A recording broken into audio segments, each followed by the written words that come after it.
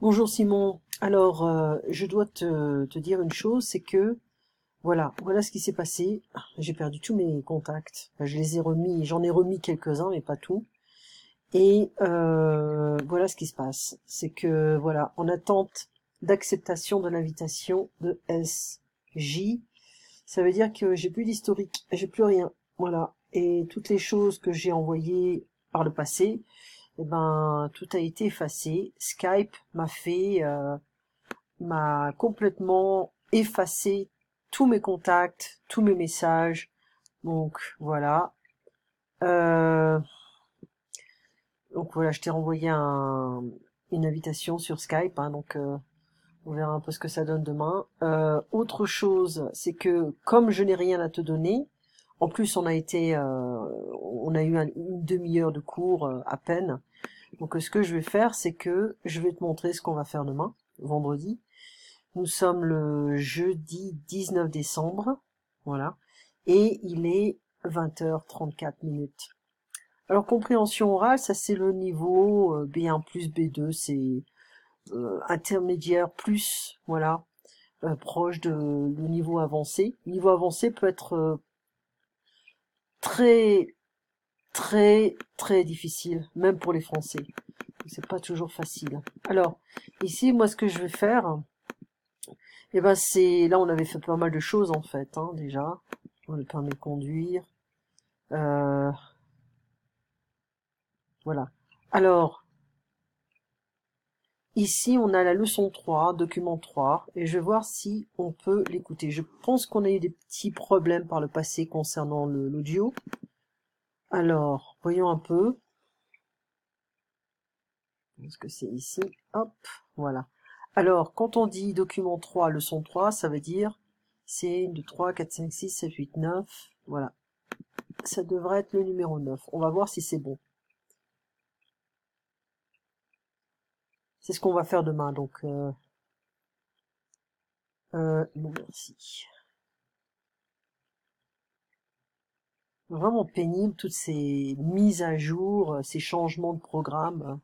C'est vraiment fatigant parce que il y a toujours des choses qui changent. Voilà, voyons un peu ce que ça donne.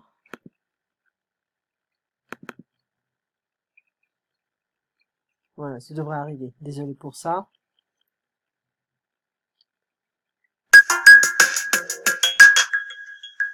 Document 3, page 22. Voyons. Vous avez été danseuse très longtemps. Oui. Est-ce que vous avez un regret dans toute votre carrière? Alors évidemment, moi, mon grand regret, c'est de ne pas avoir été au conservatoire et à l'Opéra de Paris.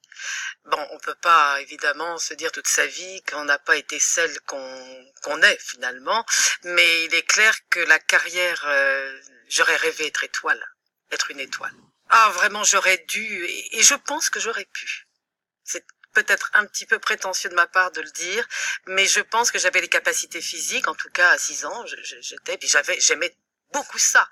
Donc, vraiment, ça aurait pu se faire, je pense, mais voilà, j'étais conditionnée par mon milieu, bon, et je n'ai pas eu le feu suffisant pour vraiment y aller. Donc j'ai eu tort, mais c'est vraiment dommage, et ça, je le regretterai toute ma vie, amèrement.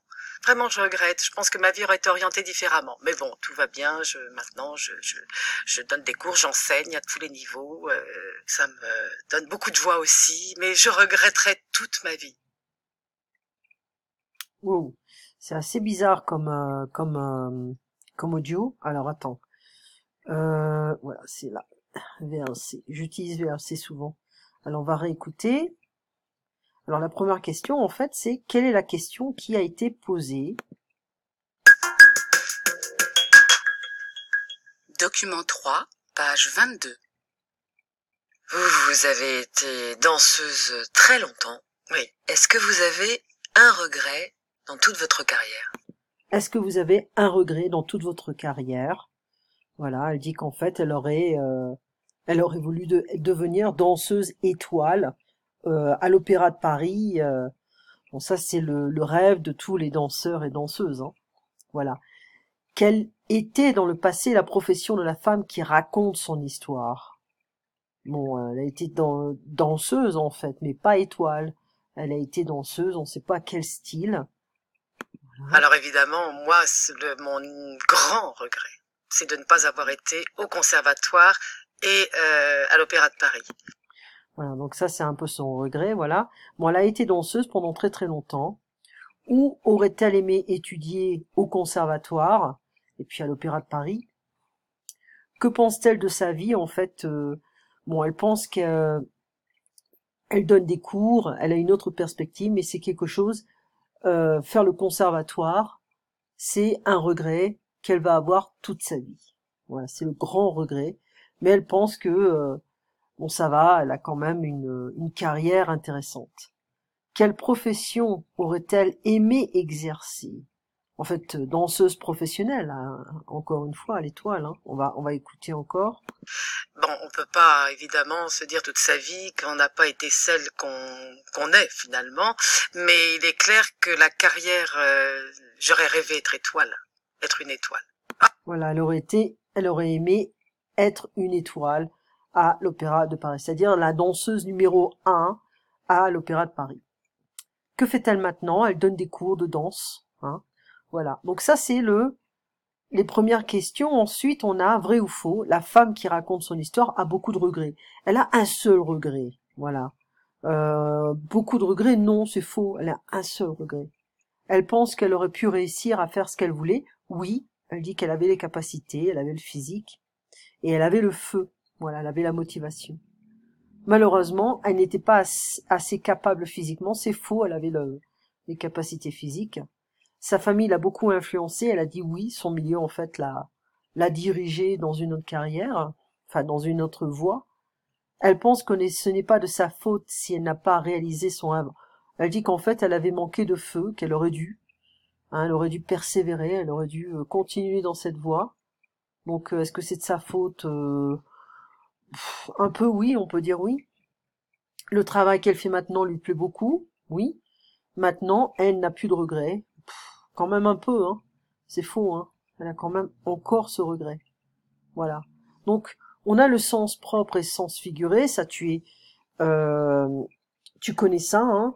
Donc, le sens propre d'un mot est son sens le plus courant, le plus évident. Cette porte est très large. Voilà, sens propre. Et le sens figuré est un deuxième sens imagé du mot. Il a les idées larges, c'est le sens figuré. Il est tolérant. Dans le document, feu, avoir du feu, c'est être enthousiaste.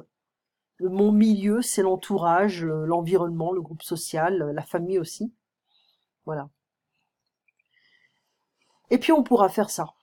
Voilà, un jeu de rôle. C'est pas vraiment un jeu de rôle, mais on pourra en fait, euh, décrire. Ça, ce sont des gens qui vivent à la campagne. Ça, c'est les gens de la ville, les citadins. Et il y a cette question, mais qu'ont-ils fait de notre village? Voilà, avant c'était un village et maintenant c'est devenu une grande ville. Voilà. Alors, on a les citadins, ceux-là, et les ruraux, ceux-là. Les ruraux regrettent leur vie passée et reprochent aux citadins les changements qu'ils ont apportés dans leur village. Les citadins reprochent aux ruraux de ne pas vouloir évoluer et regrettent de ne pas pouvoir moderniser davantage le village. Ok, donc on peut faire un débat. C'est un jeu de rôle, mais en même temps on fera pas ça. D'accord? Allez, on arrête ici. On va étudier et analyser le document 3 pour demain matin. Allez, on se voit donc à 7h30. N'oublie pas 7h30. Allez, à demain matin.